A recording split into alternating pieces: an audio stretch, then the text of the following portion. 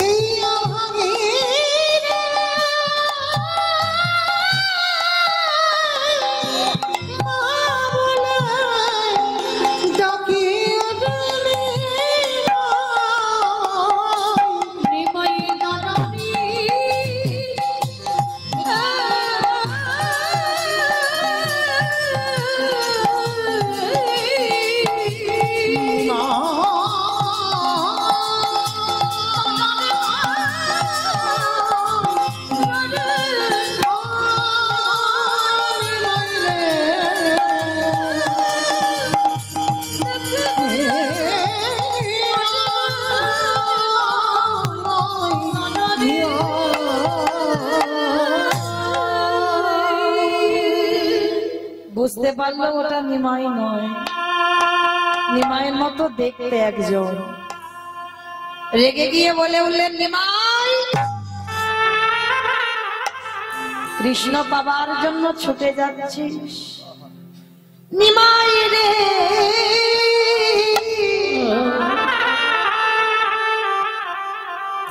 আমি যদি তোরে প্রকৃত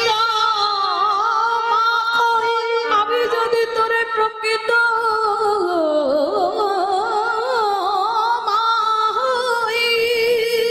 আমি তোরে অভিশাপ দিলাম।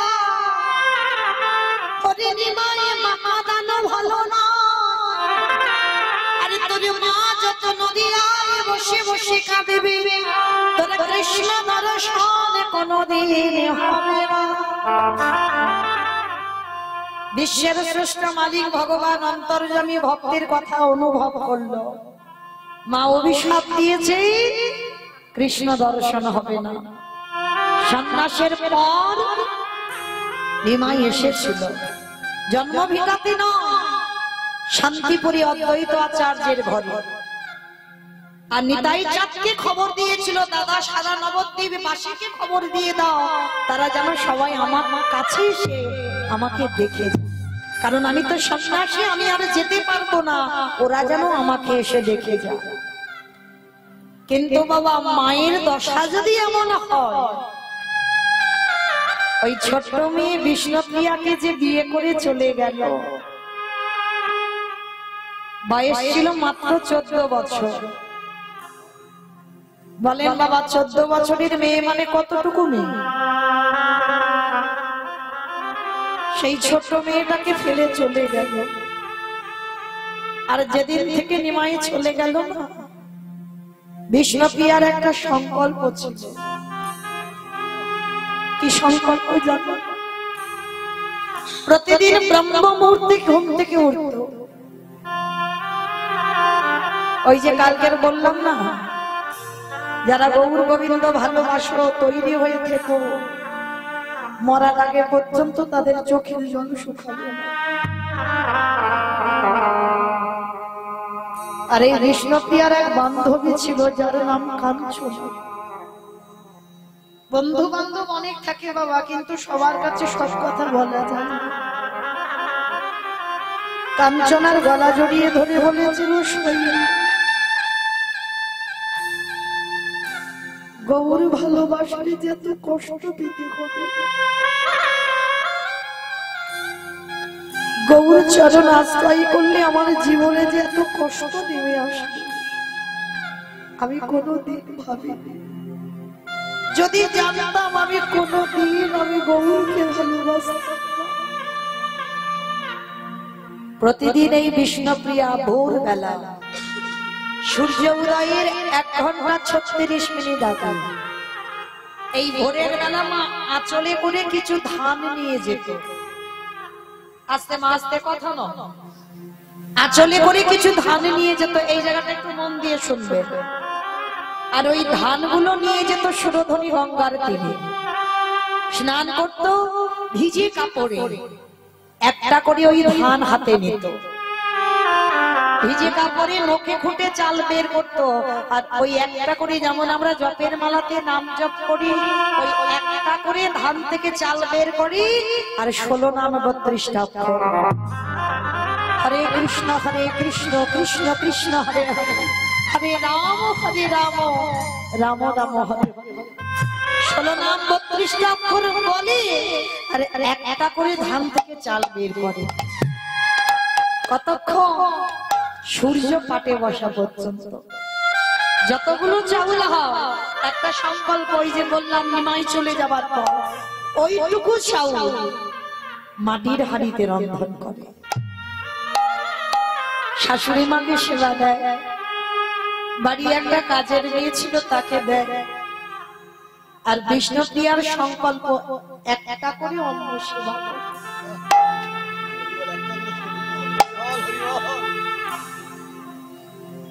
একটা করে অন্য সেবা করে বেঁচে থাকা যাবে। বিষ্ণুপ্রিয়া করেছে। কঙ্কাল সার দেখো, অহর্নিশি হা গৌর প্রাণ গৌর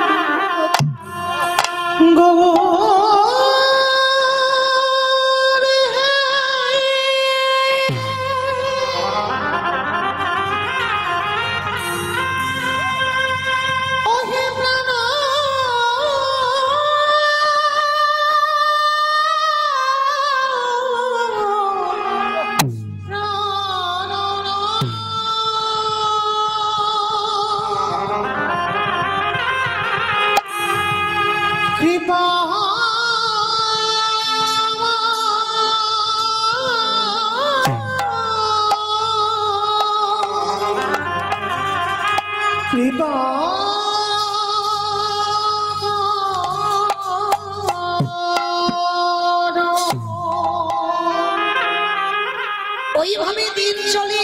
কাঁদতে কাঁদতে মেয়েটার প্রতিদিন যদি 24টা ঘন্টা কাঁদে, চোখের দুটো কোণ, চোখের জল তো নোনা জল, একই জায়গা থেকে গড়াতে গড়াতে চোখের দুটো কোণে গর্ত হয়ে গেছে। অনুভব করেন মা, কত কান্না কাঁদলে তবে চোখের কোণে গর্ত পড়ে যায়। গৌরীকে ভালোবাসা অত সোজা নয়, কৃষ্ণ ভালোবাসা অত সোজা নয়। আগে কাঁদতে শিখতে হবে।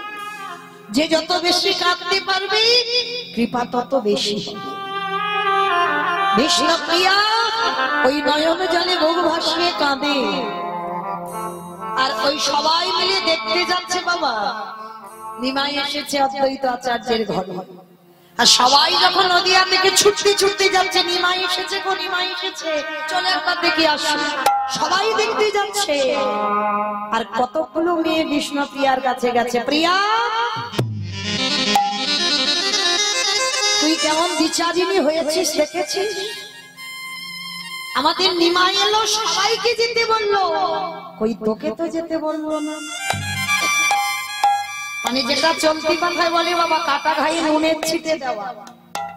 সবাই কিন্তু জানে বিষ্ণুপ্রিয়া কষ্ট পাচ্ছে, কাঁদছে, কারণ নদিয়া থেকে সবাই যাচ্ছে, সবাইকে বলেছে, কিন্তু বিষ্ণুপ্রিয়াকে কেউ খবর দেয়।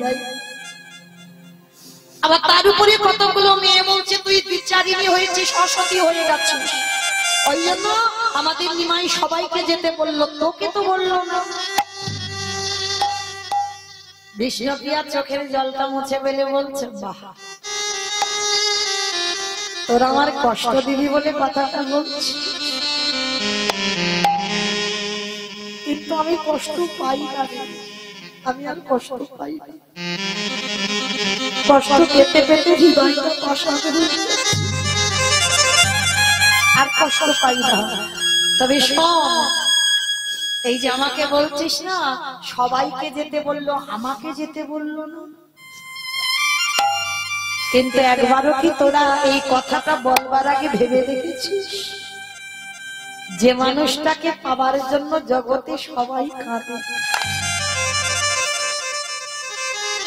ত্রিজগতের মানুষ যে মানুষটাকে পাবার জন্য কাঁদে, আসলে সে মানুষটা কার? এই পৃথিবীতে সেই মানুষটাকে আমার মতো করে কেউ পায় না। তাই তোরা হাজার বলবি, হাজার কষ্ট দিবি, আমি কষ্ট পাবো না, তোরা চলে যা। আর তোরা গেলে মনে করছিস আমাকে বললে আমি যেতাম? আমি কখনো যেতাম না। নদিয়া থেকে সবাই যাবে, কিন্তু আমি যাব না। সবাই গিয়েছিল বাবা নিমাইয়ের কাছে, কিন্তু বিষ্ণুপ্রিয়া যায়। নবদ্বীপ অন্ধকার, কোন লোকজন নেই, একা বিষ্ণুপ্রিয়া ঘরের কোণে। ঠিক সন্ধ্যা হবে, তুলসী তলায় বসেছে, তুলসী তলায় বসে বসে কাঁদছে আর বলছে, আমার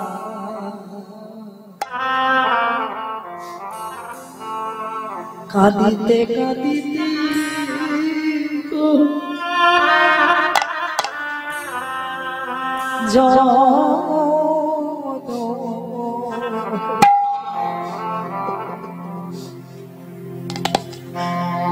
গেল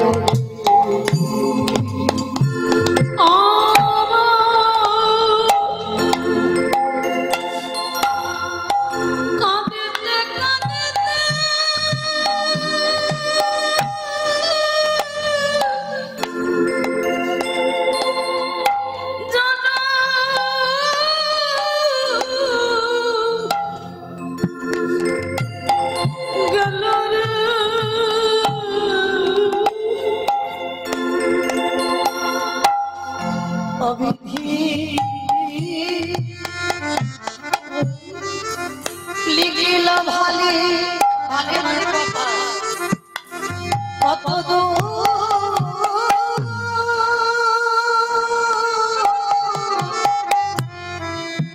আমি না পেলাম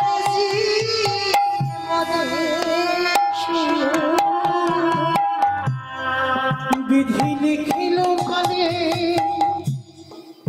কত দূর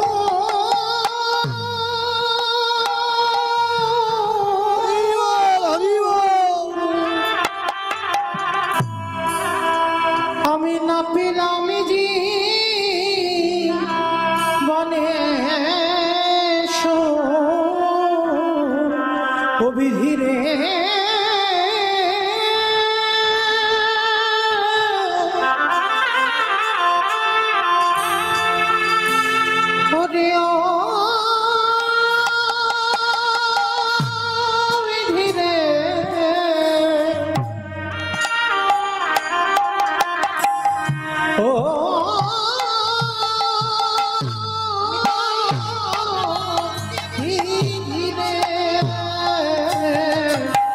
বিধি লিখিল ভানে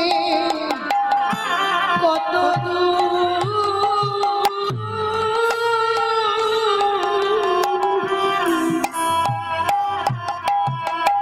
আমি না পেলাম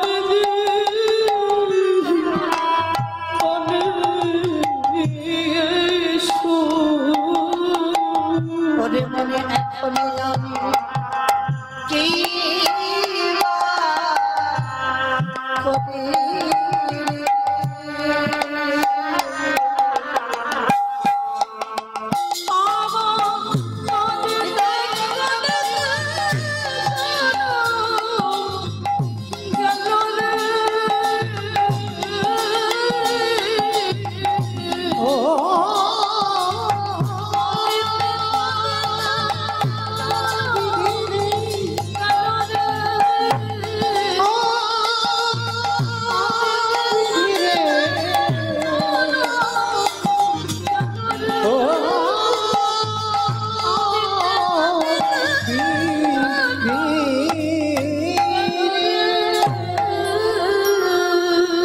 বিষ্ণুপ্রিয়া কাঁদছে, সন্ধ্যাবেলায় প্রদীপ দিচ্ছে তুলসী তলায় কাঁদছে। আর আমার নিমাই রাতের অন্ধকারে সবাইকে দেখেছে, কিন্তু বিষ্ণুপ্রিয়াকে দেখে। রাতের অন্ধকারে এসে দরজা ধাক্কা দিয়ে ডাকছে, প্রিয়া ঘুমালে? একবার চেয়ে দেখো, আমি নদিয়ায় কারোর জন্য আসিনি, আমি তোমার ঘরে এসেছি, একবার আমার পানে চাও। বুঝতে পেরেছে স্বামী ফিরে এসেছে, কতদিন পর, কত বছর পর। অনুভব করেন মা কেমন নারীর চরিত্র দেখে। আমাদের স্বামীরা যদি একটু বাইরে কাজে যায়, যেদিন ঘরে আসে বাড়ির সবার কত আনন্দ। বিষ্ণুপ্রিয়া এসে যখন বুঝতে পেরেছে স্বামী দরজা ধাক্কা দিয়ে ডাকছে, দরজাটা খুলে দিয়ে মা পিছন ঘুরে আড়াল করে বদনটা ঢাকা দিয়ে দাঁড়িয়ে আছে। মুখটা দেখাবে না। নিমাই বলে উঠলেন, কি গো প্রিয়া, অভিমান করেছ? আমি তোমায় ফেলে রেখে চলে যাচ্ছি,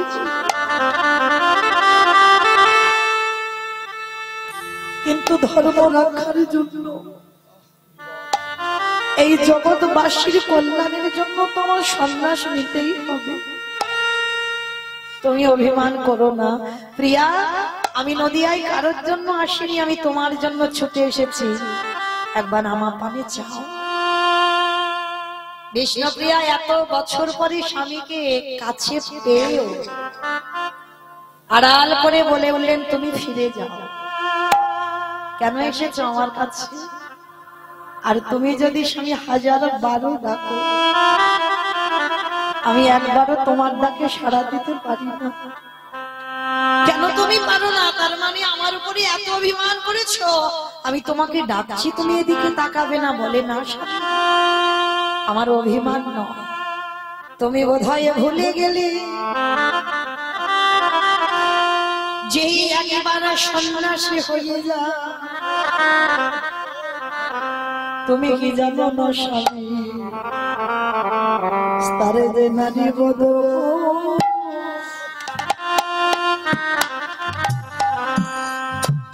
তারে যে স্ত্রী বধ দর্শন, আমি তাই তো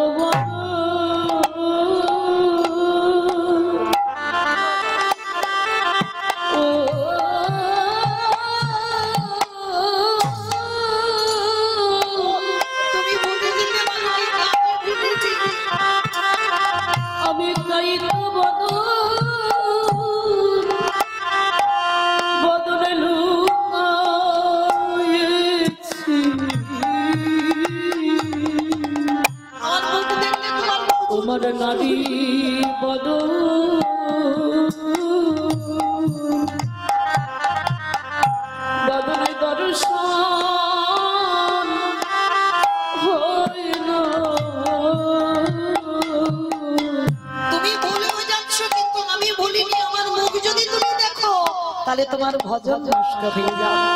ওই জন্য আমি বদনটা আড়াল করে আছি, তুমি ফিরে যাও। আর কোনোদিনই যেন তুমি ভুল করে আমার দরজায় এসে প্রিয়া বলে ডেকো না। আর ডাকলেও আমি তোমার দিকে তাকাতে পারবো না। নিমাই বলল, প্রিয়া গো, তোমার মতো ধরনী যেন আমি জন্মে জন্মে আমি জন্মে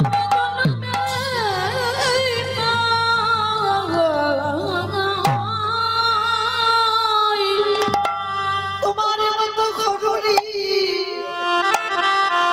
আমার কৃষ্ণ ভজনের পথ নষ্ট হতে দিল না। হ্যাঁ গো প্রিয়া, আর তো কোনোদিন তোমার সঙ্গে আমার দেখা হবে না। তাহলে আজকে যে আমি তোমার কাছ থেকে চলে যাব, তুমি আমার কাছে কিছু চাও।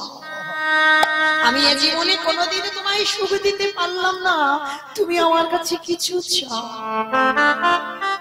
বিষ্ণুপ্রিয়া বলেছিল, দেবে আমি যা চাইবো। বলো প্রিয়া, তুমি কি চাও? যা চাইবে আমি কথা দিলাম তোমাকে আমি দেব। বেশ। ওগো স্বামী গো, আমি ধন চাই না, যশে চাই না, বাড়ি চাই না, ঘর চাই না, তোমাকে চাই না। আমি চাই আমি কৃষ্ণচরণ যদি নাম পাই, তুমি যেন কৃষ্ণচরণ পাও। তবে যাবার সময় যদি এই দাসীকে কিছু দিতে হয়, একটা জিনিস তুমি বলো, তুমি কি চাও? তোমার চরণে চরণের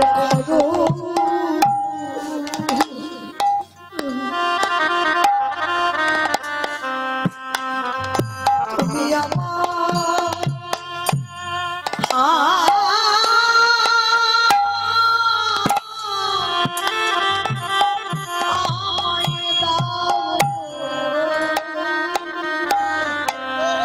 আমি আর তো কিছু